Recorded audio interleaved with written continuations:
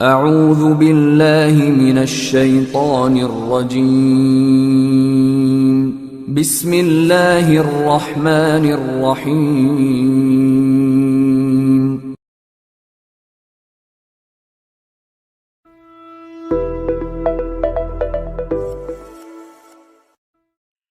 Assalamualaikum students, I hope you all are fine and safe at your homes. I am from Qazi Apex Grammar School with another lecture of maths. Students, today we are going to start exercise 4B. The question number 1 is fill in the blanks. The square of 0.5 is. जब हम किसी भी number का square find out करते हैं तो हम उस नंबर को उसी के साथ मल्टीप्लाई करते हैं. We will multiply 0.5 by 0.5 and the answer will be 0.25. अब हम देखते हैं कि ये 0.25 आंसर हमारे पास कैसे आ रहा है.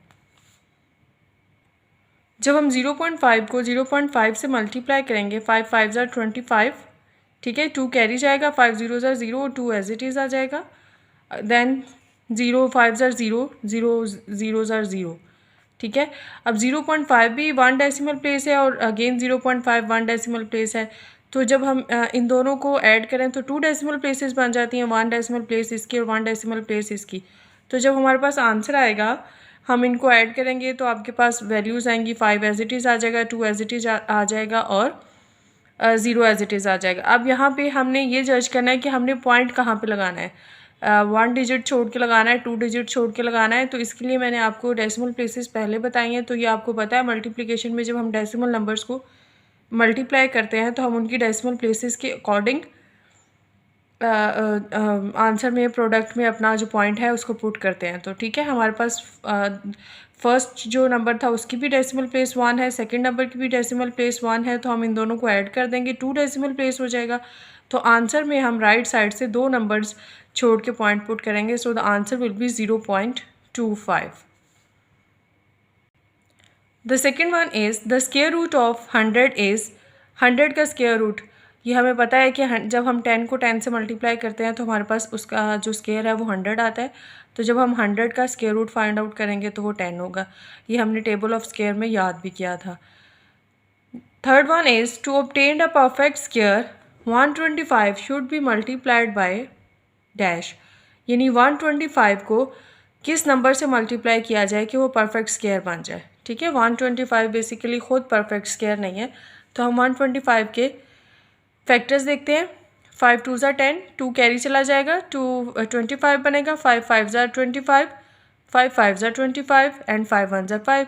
जब हम इनके पेयर्स बनाएंगे तो ये फर्स्ट 2 5 के तो पेयर बन रहे हैं, लेकिन ये जो थर्ड वाला 5 है इसका पेयर नहीं बन रहा, ये अकेला है. ठीक है, तो अब हम 125 को ये जो अकेला 5 है ना जिसका पेयर नहीं बना उसके साथ मल्टीप्लाई अगर करेंगे 125 को तो हमारे पास आंसर आएगा 625 विच is the perfect square of 25. 625 25 का परफेक्ट स्क्वायर है. So answer will B 5. यानी हम 125 को 5 से मल्टीप्लाई करेंगे तो वो परफेक्ट स्क्वायर बन जाएगा. Next one is power is another word for exponent. Power जो हम किसी नंबर के ऊपर टॉप पे लिखते हैं ना, 5 raise to power 2, 10 raise to power 1, ठीक है. तो उस पावर के लिए एक और वर्ड भी इस्तेमाल होता है, दैट इज़ एक्सपोनेंट. हमारा जो नेक्स्ट यूनिट नंबर 5 हम स्टार्ट करेंगे उस चैप्टर का नाम ही एक्सपोनेंट है, तो हम डिटेल से उसमें भी इसको डिस्कस करेंगे. The last one is the square of 4/3 is. यानी 4 या अब ये फ्रैक्शन में है, 4 न्यूमरेटर है, ठीक है, और 3 जो है वो डिनोमिनेटर है. अब हमने इनका स्क्वायर फाइंड आउट करना है. तो स्क्वायर का आपको पता है कि जब हम किसी भी नंबर का स्क्वायर फाइंड आउट करते हैं तो उसको उसी नंबर से मल्टीप्लाई कर देते हैं. 4 को 4 से मल्टीप्लाई करेंगे, 3 को 3 से मल्टीप्लाई करेंगे. So the answer will be 16/9. 4 4 ज़ार 16 एंड 3 3 ज़ार 9. Question number 2 is state whether the following are true or false. The number 1 is the square root of 1000 is 500. कि 1000 का स्क्वायर रूट 500 है, इट्स वुड बी फॉल्स. अब ये false क्यों है तो अभी हम देखते हैं कि 1000 का स्क्वायर रूट फाइंड आउट करके कि 1000 का स्क्वायर रूट क्या है, तो उसके अकॉर्डिंग फिर आपको पता चल जाएगा कि हमारा आंसर फॉल्स क्यों है. जब हमने 1000 के फैक्टर्स फाइंड आउट किए, 2 5 ज़ार 10, 0 0 एज इट इज़ आ गया, अगेन टू टू ज़ा 4, 1 कैरी चला जाएगा, 10 बनेगा, 2 5 ज़ा 10, 0 एज इट इज़ आ जाएगा, 2 1 ज़ा 2, 2 2 ज़ा 4, 1 कैरी जाके 10 बन जाएगा, 2 5 ज़ा 10। देन यूनिट डिजिट में 5 आ गया, इट मीन्स कि ये 5 पे डिविजिबल होगा, 5 2 ज़ा 10, 2 कैरी जाके 25 बना देगा, 5 25 ज़ा 5 5 ज़ा 25, अगेन 5 5 ज़ा 25, 5 1 ज़ा 5। अब जब हमारे पास इसके पेयर्स फैक्टर्स आए तो हमने देखा कि 3 टाइम्स 2 है और 3 टाइम्स ही 5 है। तो इससे हमें क्या पता चला कि जो फर्स्ट 2 है इसका एक पेयर बन जाएगा 2 का और एक पेयर बनेगा 5 का। एक 2 बच जाएगा जिसका पेयर नहीं बन रहा और एक 5 बच जाएगा जिसका पेयर नहीं बन रहा। तो जब हमने ये प्राइम फैक्टराइजेशन के ज़रिए स्क्वायर रूट फाइंड आउट किया था तब भी हमने ये चीज़ डिस्कस की थी कि जब तमाम फैक्टर्स के पेयर्स नहीं बनते तो वो नंबर परफेक्ट स्क्वायर नहीं होता। सो 1000 is not a perfect square, तो फिर 500 उसका आंसर हो ही नहीं सकता, इसलिए ये स्टेटमेंट फॉल्स है। Number 2 is 80 is a perfect square. No, 80 is not a perfect square. ये हमने जब टेबल ऑफ स्क्वायर याद किया था तो उसमें भी हमने डिस्कस किया था। उसमें हमने 1 से लेके 20 तक के तमाम नंबर्स के स्क्वायर्स जो है वो डिस्कस किए थे।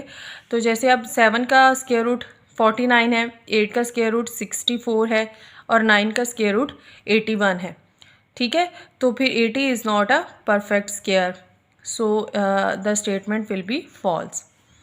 Any number ending in 5 has a square root ending in 5, यानी कोई ऐसा नंबर जो 5 पे एंड हो रहा है तो उसका जो स्क्वायर रूट का आंसर होगा वो भी 5 पे ही एंड होगा। So it's true. For example, जैसे हमारे पास नंबर है 25, ठीक है, वो ख़ुद भी 5 पे एंड हो रहा है, तो जब हम उसका स्क्वायर रूट फाइंड आउट करेंगे तो 25 का स्क्वायर रूट 5 होगा।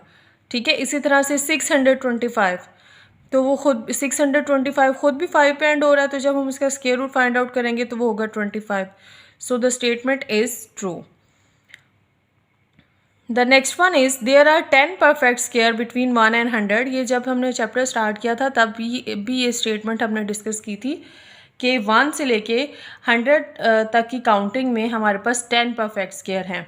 हम दोबारा से रिपीट करते हैं। 1 का स्क्वायर 1, 2 का स्क्वायर 4, 3 का स्क्वायर 9, 4 का स्क्वायर 16, 5 स्क्वायर 25, 6 का स्क्वायर 36, 7 का स्क्वायर 49, 8 का स्क्वायर 64, 9 का स्क्वायर 81 and 100 का square 100. So there are 10 perfect squares between 1 and 100. So the statement is true. The last one is the square root of 15 lies between 4 and 5. It will be false क्योंकि 4 का square जो है वो 16 है और ये 5 का स्क्वायर 25 है, तो ये 3 और 4 के दरमियान में आएगी। So the statement is false. Now we will discuss the question number 3. Try the positive square roots of. We have to find out the square roots of all of these values. There are total 10 parts and we will discuss 6 parts over here and the remaining 4 are your homework. इस exercise में हम square root find out करना सीखेंगे by the division method, जबकि हमने previous exercise में square root find out करना सीखा था बाय प्राइम फैक्टराइजेशन मेथड। आपको ये दोनों मेथड आने चाहिए, तो इसके ये क्वेश्चंस हम डिवीजन मेथड के अकॉर्डिंग सॉल्व करेंगे। The first part is 3969। We have to find out the square root of this number by division method. तो हमने डिवीजन मेथड के कुछ रूल्स पढ़े थे कि हम सबसे पहले जो भी हमारे पास गिवन नंबर होता है हम उसके पेयर्स बनाते हैं। ठीक है, और पेयर्स, ये चीज़ आपने याद रखनी है कि जब भी हम पेयर्स बनाएंगे स्क्वायर रूट फाइंड आउट करने के लिए बाय डिवीजन मेथड, तो हम पेयर रूट्स एंड से स्टार्ट करते हैं, यानी राइट साइड से स्टार्ट करते हैं। ठीक है, तो जब हम पेयर्स बनाए हमने, तो हमारे पास आएगा एक पेयर बनेगा 69 का और एक पेयर बनेगा 39 का। ठीक है, अब हमने ऐसा कोई नंबर फाइंड आउट करना है। We have to find out the greatest number whose square is contained in the first pair. ठीक है, अब 39 है तो अब हमने यहाँ पे स्क्वायर्स को देखना है, यानी जैसे 1 का स्क्वायर 1 है विच इज़ लेस देन 39, 2 का स्क्वायर 4 है वो भी 39 से बहुत छोटा है। अगर हम 4 का स्क्वायर देखें 16 है वो भी छोटा है, 5 का स्क्वायर 25 वो भी 39 से छोटा है, तो हम नियरेस्ट नंबर देखेंगे। तो 6 का स्क्वायर है 36, है तो वो भी 39 से छोटा, लेकिन उसके नियरेस्ट है, क्लोज है उसके। सो 6 6 36। अब यहाँ पे डिवीजन मेथड में हमने डिवाइज़र ख़ुद से फाइंड आउट करना होता है। हमारे पास जो डिविडेंड है सिर्फ डिविडेंड मौजूद होता है, डिवाइज़र हम खुद से वो नियरेस्ट नंबर जो है वो उसको, और जो ये नंबर हम जज करते हैं कि यानी ये 6 का स्क्वायर इसके अंदर है लार्जेस्ट 39 में, तो वही नंबर जो हम यहाँ पे डिवाइज़र में लिखेंगे वही नंबर हम क्वोशंट में लिखेंगे। सो 6 6 36 हो गया। 39 में से हम 36 को माइनस करेंगे, 3 आएगा। ठीक है, तो अब हम यहाँ पे क्या करेंगे, हम नेक्स्ट जो हमारा पेयर है पूरा कंप्लीट पेयर, वैसे तो हम डिवीजन प्रोसेस में एक एक नंबर नीचे लेकर आते हैं ना, लेकिन यहाँ पे हमने पूरा पेयर नीचे लेकर आना है। तो हम 69 को नीचे ले आएंगे, तो हमारे पास जो न्यू डिविडेंड की वैल्यू है वो बनेगी 369। ठीक है, अब हम क्या करेंगे, we have to add the quotient to the original divisor to make it the second divisor. हमने जो क्वोशंट हमारे पास 6 बना है ना, ठीक है, 6 को हमने ओरिजिनल डिवाइज़र यानी 6 में ऐड करना है, तो हमारे पास बनेगा 12 विच इज़ द नेक्स्ट डिवाइज़र। हम इन दोनों को ऐड करेंगे तो हमारे पास 12 आएगा, जो कि हमारे लिए नेक्स्ट डिवाइज़र होगा अगले स्टेप के लिए। अब जो हमारे पास डिवाइज़र 12 बना, उसके लिए अब हमने कोई ऐसा नंबर फाइंड आउट करना है कि जिसके साथ हमारा ये जो डिविडेंड है 369 ये कम्प्लीटली सॉल्व हो जाए। We have to find out how many times the new divisor is contained in the second dividend. यानी हम अगर 12 के साथ 1 लगाएंगे तो 121 बनेगा, तो हम उसको मल्टीप्लाई भी 1 से करेंगे। ठीक है, अगर हम 12 के साथ 2 लगाएंगे तो 122 बन जाएगा, तो हम उसको मल्टीप्लाई भी 2 से ही करेंगे। यानी जो नंबर हम 12 के साथ लगाएंगे उसी के साथ हम उसको मल्टीप्लाई करके चेक करेंगे। तो अब हम इसके साथ 3 लगा रहे हैं, यानी 12 के साथ जब हम 3 लगाएंगे तो 123 बन जाएगा, तो हम 123 को 3 से ही मल्टीप्लाई करेंगे। जो नंबर हम यहाँ पर डिवाइज़र के साथ लगा रहे हैं वो हमने क्वोशंट में भी लगाना है। तो हम जब 123 को 3 से मल्टीप्लाई करेंगे तो हमारे पास 369 आएगा, जो कि हमारे डिविडेंड को मुकम्मल सॉल्व कर रहा है और रिमाइंडर 0 आ रहा है। So it means the square root of 3969 is 63। The next part is 11025। Again हम उसी पैटर्न से राइट टू लेफ़्ट पेयर्स बनाएंगे।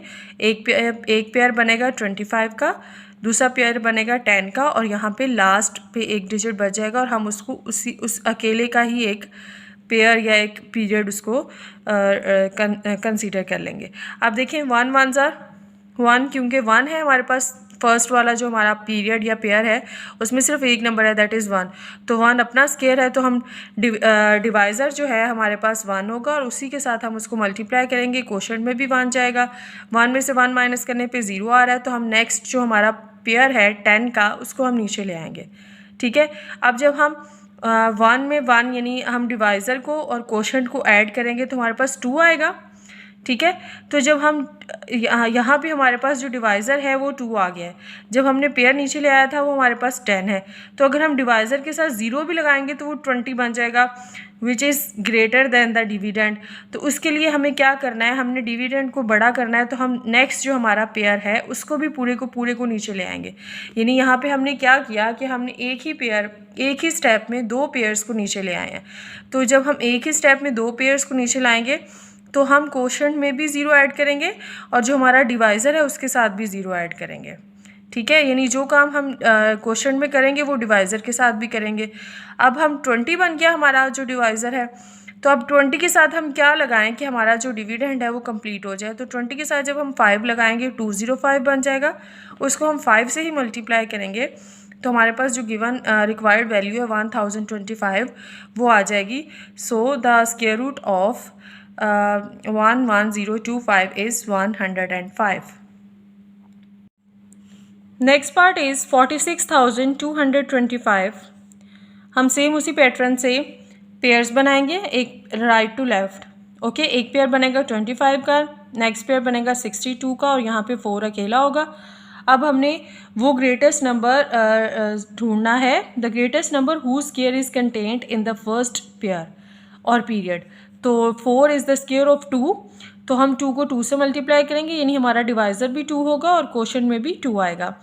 2 2 ज़ा 4, 4 में से 4 को माइनस करने पे कुछ भी नहीं आ रहा। ठीक है, तो हम अपना जो नेक्स्ट पेयर है 62 का उसको नीचे ले आएंगे। फिर हम हमारा जो डिवाइज़र था उसको और क्वोशंट को ऐड करेंगे। 2 में 2 ऐड करेंगे तो हमारे पास आएगा 4। ठीक है, अब 4 के साथ हम we have to find out how many times the new divisor is contained in the second dividend. ठीक है, अब हम 44 के साथ अगर 1 लगा रहे हैं 41 बनेगा। 41 को 1 से ही अगर हम मल्टीप्लाई करते हैं तो 41 आ रहा है।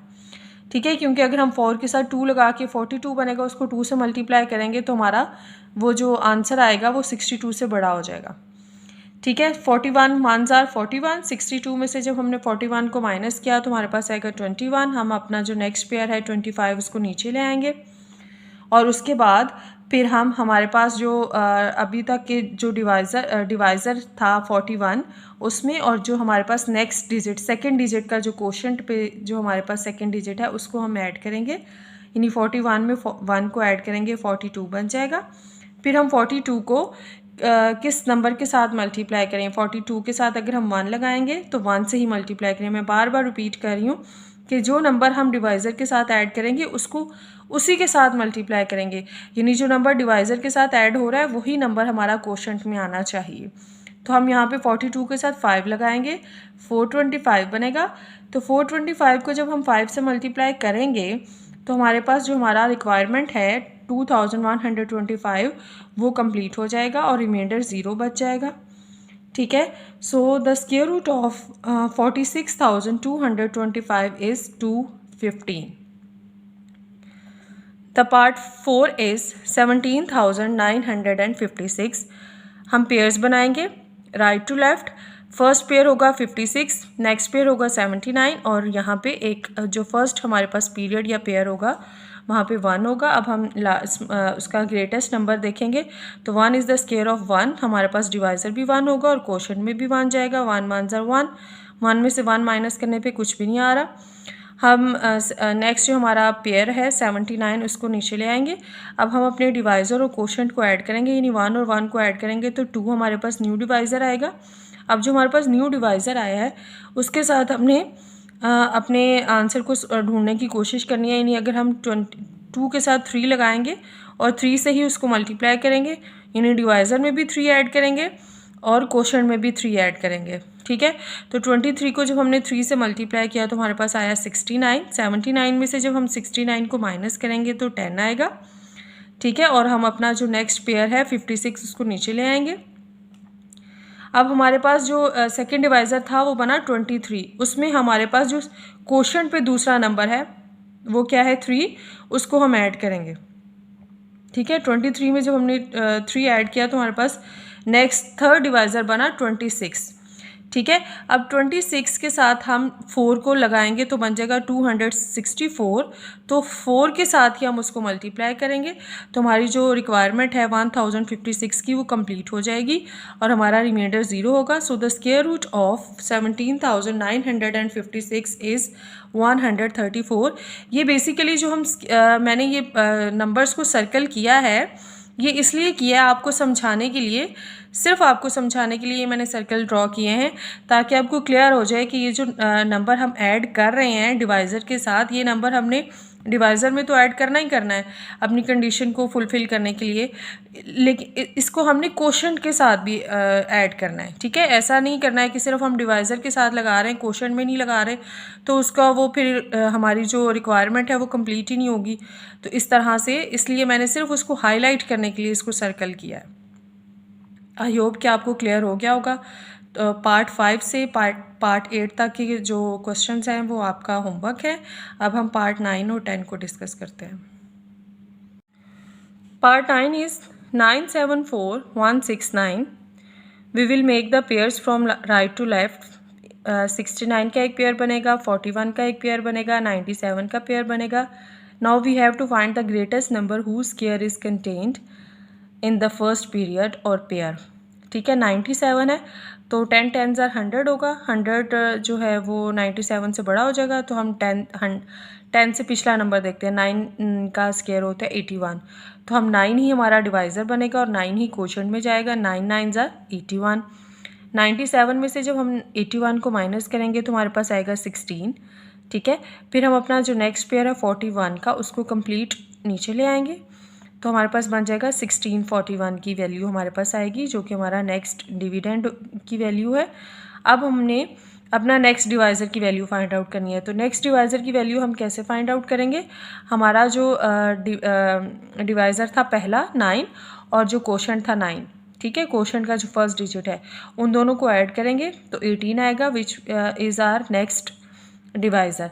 Now we have to find how many times the new divisor is contained in the second dividend. तो अब हम 18 के साथ 8 लगाएंगे तो 188 बनेगा। 188 को हम 8 से मल्टीप्लाई करेंगे। ये सर्कल इसीलिए किया है कि हमने ये नंबर ऐड करना है और उसको क्वोशंट में भी ऐड करना है। ये ऐड मीन्स कि उसको हमने डिवाइज़र के साथ लगाना है, ठीक है, और उसी को फिर हम उसी मल्टीप्लाई करेंगे और क्वोशंट में भी लिखेंगे। सो 188 को जब हमने 8 से मल्टीप्लाई किया तो हमारे पास आया 1504, जिसको हम माइनस करेंगे 1641 में से तो हमारे पास आएगा 137। तो हम अपना जो नेक्स्ट लास्ट पेयर है 69 का, उसको नीचे ले आएंगे तो हमारे पास वैल्यू आएगी 13,769, which is our new dividend. अब हमने अपना थर्ड डिवाइज़र फाइंड आउट करना है। तो वो कैसे करना है? हमारा जो सेकंड डिविडेंड की वैल्यू थी दैट इज़ 188, ठीक है। 188 में जो हमारा सेकंड नंबर पे क्वोशंट डिजिट है दैट इज़ 8, उसको हम ऐड करेंगे, यानी 188 में हम 8 ऐड करेंगे तो हमारे पास जो थर्ड डिवाइज़र की वैल्यू आएगी वो 196 होगी। 196 के साथ हम 7 लगाएंगे तो हमारे पास बन जाएगा 1967 और उसको हम 7 से ही मल्टीप्लाई करेंगे तो जो हमारी गिवन रिक्वायरमेंट है 13,769 वो कंप्लीट हो जाएगी। So the square root of 974169 is 987. Part 10 is 982081. We will make the pairs 81 का एक पेयर बनेगा, 20 का बनेगा, 98 का बनेगा। अगेन हम लार्जेस्ट नंबर का स्क्वायर यहाँ पे फाइंड आउट करेंगे तो लार्जेस्ट और नियरेस्ट नंबर 98 का है, closest 81 which is the square root of 9। So square of 9, तो हम 9 को 9 से मल्टीप्लाई करेंगे तो 81 आ जाएगा। 9 हमारा डिवाइज़र होगा, ठीक है, फर्स्ट डिवाइज़र। 98 में से जब हमने 81 को माइनस किया तो हमारे पास आएगा 17, ठीक है।